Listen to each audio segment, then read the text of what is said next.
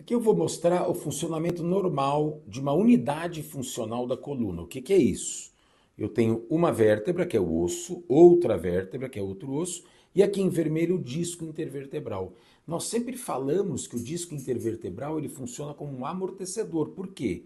Quando nós nos movimentamos, o disco intervertebral ele ameniza, ele diminui o impacto do peso do corpo na coluna. Por quê? Porque ele tem esse amortecimento.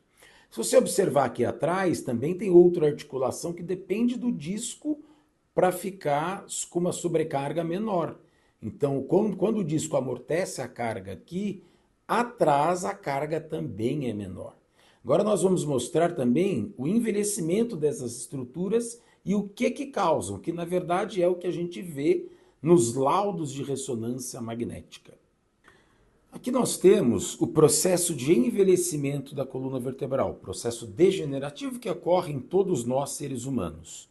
Então, eu tenho duas vértebras, que são que é a parte óssea da unidade funcional, e aqui um disco intervertebral. E aqui a raiz nervosa. O disco intervertebral aqui, você vê que ele mantém uma altura, que é a altura normal dele. E ele funciona, como ele mantém a sua altura, ele funciona como um amortecedor. Então, o indivíduo mais jovem tem a coluna funcionando corretamente. À medida que nós vamos envelhecendo, a altura do disco ela vai diminuindo. Se você observar, aqui no final ele praticamente desaparece.